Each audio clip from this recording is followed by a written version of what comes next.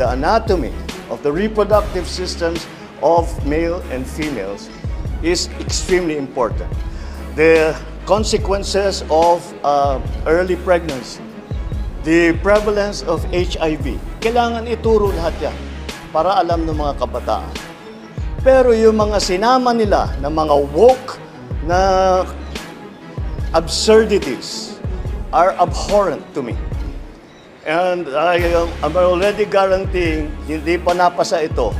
Pero if this bill is passed in that form, I guarantee all parents, teachers, and children, I will immediately veto it.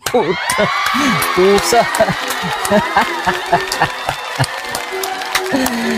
Dito ako nabilib kay President Bongbong Marcos. Putik. Very good. Very good, 100%.